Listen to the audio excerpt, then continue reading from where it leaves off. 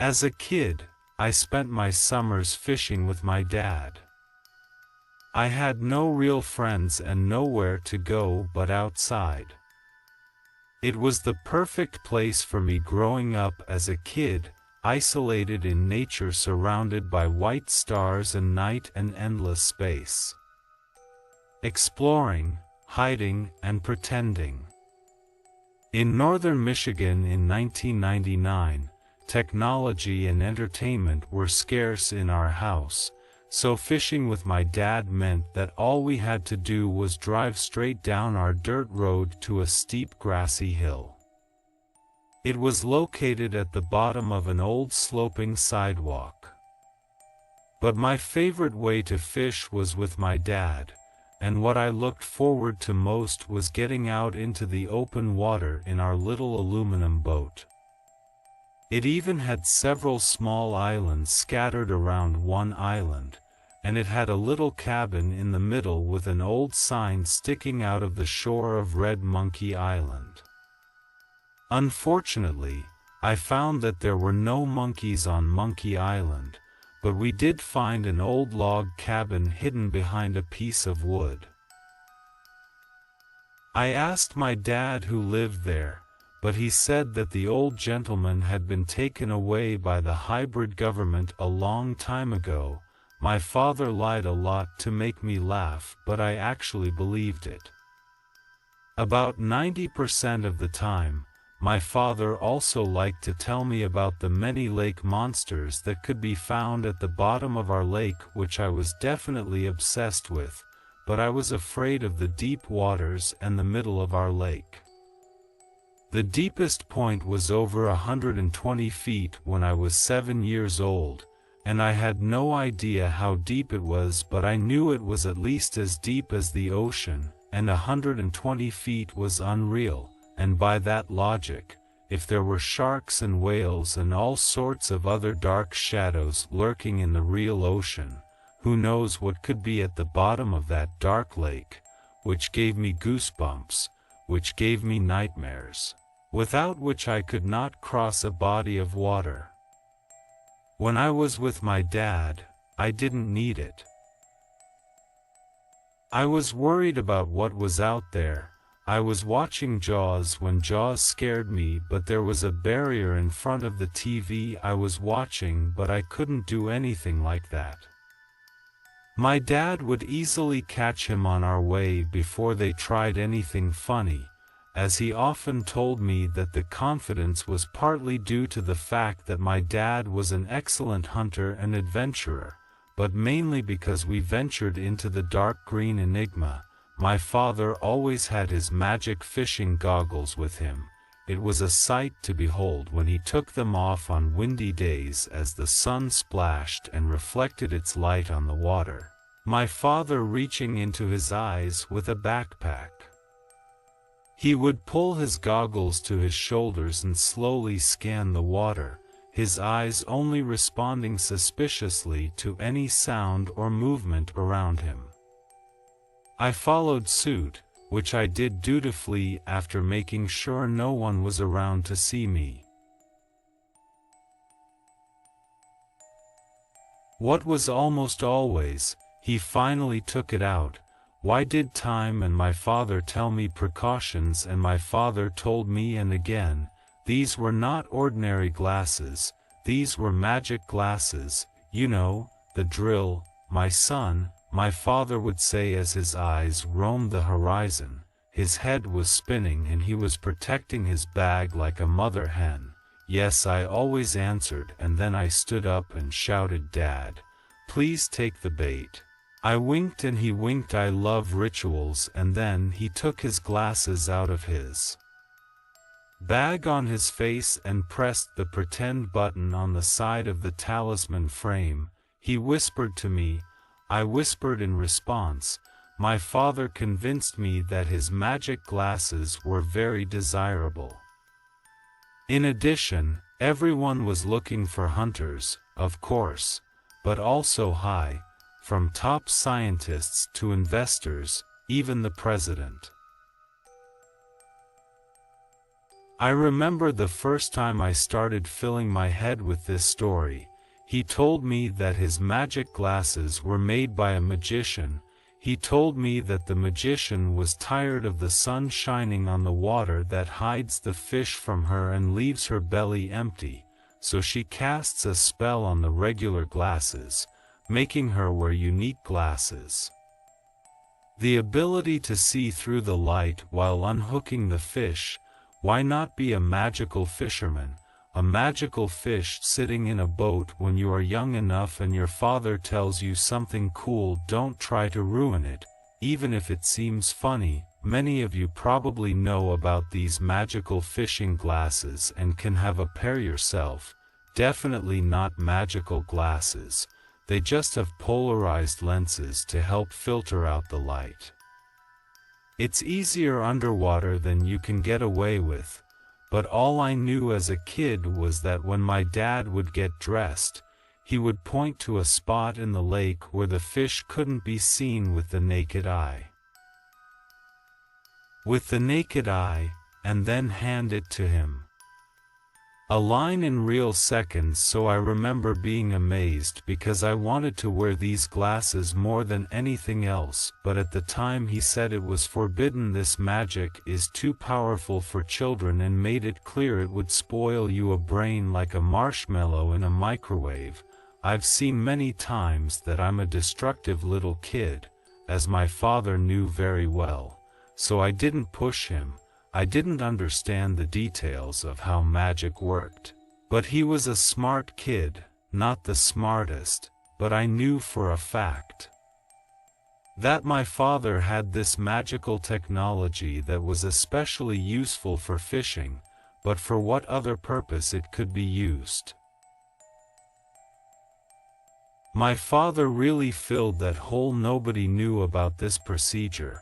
But suddenly the summer sun came back to my head, and a wonderful idea came to my mind. I knew that the magic in these glasses helps you see the light, which is what my father always told me, so if I put them on at night, when there is almost no light at first, I will probably see the lake. And deep down in my father's mind, I knew that it was worth investigating, and I would finally be able to see the lake. My father's scary lake monsters from stories. I probably saw things my father didn't know about his disobedience. My stomach hurt. He said I couldn't wear them. He said they were too strong for my head. Someone might even steal my glasses from my face or my pocket. But I had to know what, if anything, being at the bottom of this lake. It was a painful curiosity to want to look at what had caused me so much fear. I could see giant eel crabs a mile away out there with sharp claws or something like that, as cool as a rusty old bike, 100-year-old treasure and long-forgotten shipwrecks. I must have thought I would be the first person to explore the depths of this lake without ever getting wet. I remember lying on my bed a few nights later, already in jeans and a t-shirt after my dad put me in my pajamas. This simple challenge made my stomach turn. My dad put me to bed, goodnight kisses, hugs and a bedtime story. I was about to shamefully betray him, but I was the first to do it. I saw the bottom of this lake to confirm my father's story. I was telling my father everything, telling him the story of the snake, seeing half-buried treasure floating in the middle of the lake, skeletons wrapped in rusty chains, shipwrecks. To his surprise, I knew he would know that I had waited until midnight, climbed onto the edge of the bed, and then made my way to our utility room, where we could see the shoe from the corner of my bedroom. The door to the room was already open, so I went in and then closed it to muffle the outside door. I had to open it. It was the loudest door. It was very narrow and always made a horn sound when I opened it or closed it after I left. every time I leaned under the outside window as I was making my way to our garage, which was off our living room, and as I reached the handle in front of me, I saw the inside of the house light up, on the left side of the belly. I turned and saw blue flashes and heard people. I froze in my speech. My first reaction was that the police had already arrived. They had somehow discovered my plan and were coming to steal the magic glasses I had locked, but the inner curtain was slightly open. I looked over and saw my father watching TV in the dark. It made me sad to see him alone. The blue light of the TV was shining on his face that was framing the walls. I really felt like I was leaving him forever. How should I say goodbye? I don't know why this image had this effect on me, but it almost made me turn around. I went back to bed but opened another door as I entered the garage, surprised to see that he hadn't locked his magic glasses for sleeping, considering how rare and important they were, but I saw his backpack sitting in them. I thought for a moment that there might be traps for our boat, but somehow I managed to figure out that wasnn't likely, so I backed off to the left. I slid my patio door over the fence and started walking, focusing only on the sound of dirt and rock crunching under my boots. Anxiety was suffocating me and creating a kind of distraction. After seeing the hill, I tried to go faster to cut down on time, but it didn't matter. It was like walking on a treadmill where you're not really moving forward, and panic set in. Someone might see me.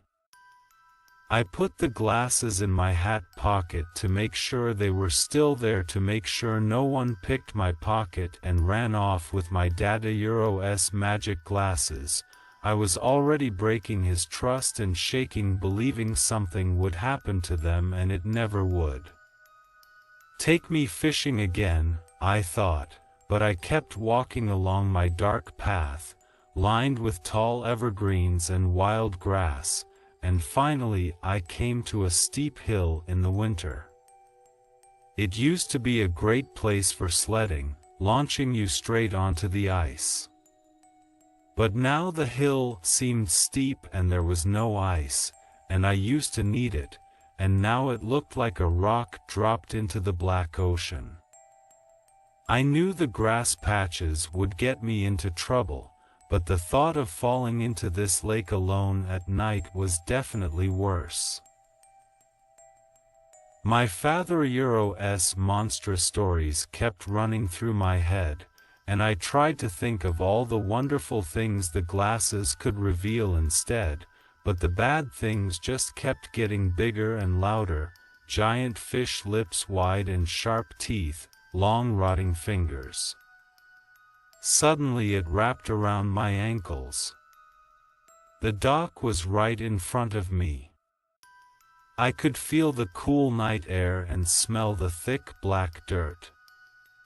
I watched my feet as I walked carefully, remembering where the planks were missing, where the planks dangled slightly, if the wood swayed under your feet, if you went too far to the left.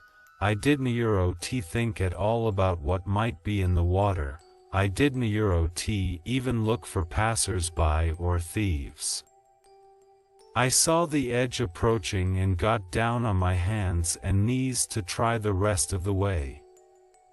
I could barely make out the faint glimmers of moonlight on the water. The moonlight is hardly perfect at all.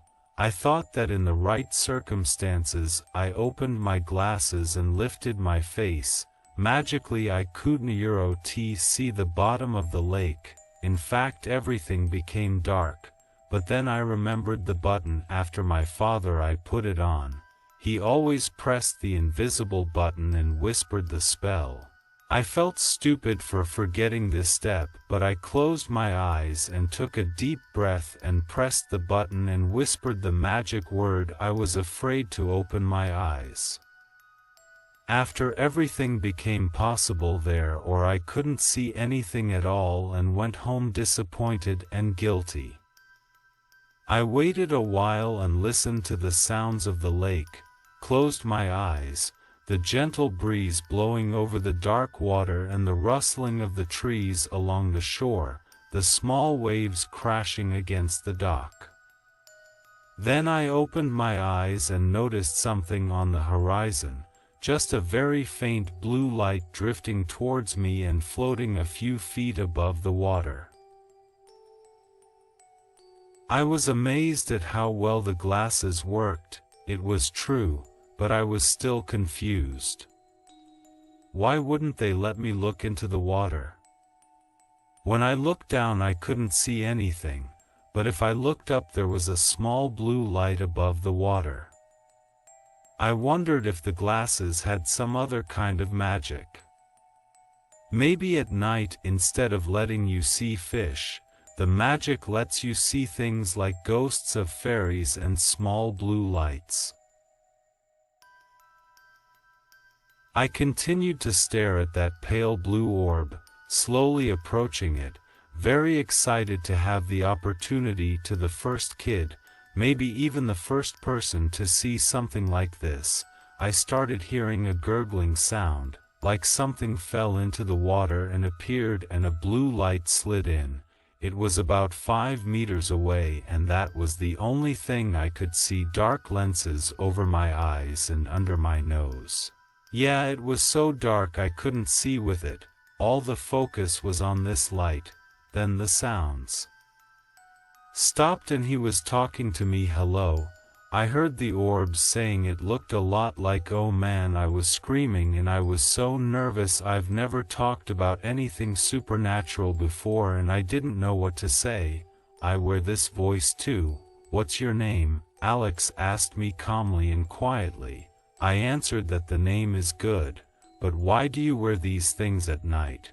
You don't know how dark it is. I started hearing breathing and laughed a little. It's magical, I answer. That's why I see you. I didn't think it was clear. The light went out for a moment, but it kept hovering in front of me. I wondered why not. I understood the creature's condition. Of course he doesn't talk to the children every night unless someone else is there and shows them tricks and secrets. The sunglasses are true that only you can see me, and that's not Alex's magic. The smell of the beach was so strong, it was rotten. Wait, I turned off the light. The voice came closer, but the light was in the same place.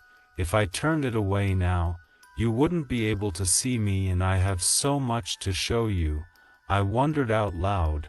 My head was foggy and I couldn't believe I was dreaming, that this was really happening. I really left my bed well. I am the spirit of this lake here. I guard it and protect it from evil.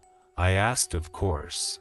The light made it clear to me that there was all sorts of evil in the water, especially at night, so far, in fact, that I had to go out here every night to make sure there was nothing here. I had to keep the children. As he asked, "Are your parents?" The voice sounded a little different again, but I hardly noticed. It was incredible. The light was waving up and down, almost shyly back and forth, and I couldn't see the mouth on the edges, only the blue orb talking. Something hit the dock and I jumped. I went to get my glasses back, but the light spoke urgently, almost in an angry tone. So that time would not remove them. Student, you will not be able to see me again. Remember what I asked. When I took my hands away from my face, what happened to Doc? I put my hands in my pockets for the soul, to prove that I would not take off my glasses. I did not want to take them off. But this was better than I could have ever hoped for. But a wave said, "Where are you parents?" The blue light seemed less magical the longer we talked, but I was hypnotized, 'cause I was asleep and my dad and I live down the road. You probably know, we both love to fish in your lake. The little waves against the aluminum, yeah, of course, you and your dad. I know you always hear the dark waters. Every little sound was in my ear. It was like the lake was up to my neck. You know, maybe you can help me protect this lake. Help me, I'll protect it. I bet with these magic glasses you can see the evil spirits swimming around here. What do you say? I didn't say anything at first. I was still staring at that blue light in amazement, watching him speak. I didn't wait to tell my parents what these glasses could actually do, but my father's voice started in my head. Go home, lie down on the bed. I nodded. I wish it wasn't like this for me and you on an adventure. I felt the doctor relax again. The sounds of the night faded in and out. My heart was pounding in my ears. And an adventure without my parents, with a stranger, and I didn't even have a boat. How do I walk on water? I asked for an excuse. I remembered how deep the lake was. Then I remembered what could be out there. My father was so far away. I can't swim like you. I'm sure you can. I'll show you how. It's really quite easy. How? Light thought for a minute. Well, you have your magic glasses, right? But just put them on and I'll get you. I'll take you for a ride around the lake and help me find these evil spirits. What do you say, Alex? I heard the smile of lips and teeth, and again, I smelled the fish carcasses, heard something move, and something hit the pavement again. Time was getting harder. Then I felt the pavement go down as it let out a muffled crack, and a blue light flashed, kept looking at me. Suddenly I saw another light behind me, a brighter light, very bright. I could see the whole hill so far. As the glasses were flying around screaming, I felt the doctor leave it again, and I heard something loud where the blue light was. I heard my name shouted like a brighter. The light came closer, coming down the hill towards me. That's what the evil spirit asked in panic. Someone is stealing my glasses. He heard my name louder. As the world around me became brighter, I had to take off my glasses. It was too much. I didn't want to see this light anymore. I wanted to go home. I wanted to tell my father how sorry I was. As I took off my glasses, I saw my father running towards me in a fast race. I've never seen him before, running and screaming at me. Get away from him. I run to him. He's crying and screaming. He could. It was all in slow motion. I heard the engine start and head towards the water. I saw a small boat in front of it with a blue light and a tall, thin man quickly moving away from it. He was wearing a yellow dyed shirt. I could hear the sirens loudly flashing red and blue. And so, the story ends. Don't forget to subscribe to the channel and activate the bell button to receive all the stories. Like, share and rate the story in a comment. Thank you for watching.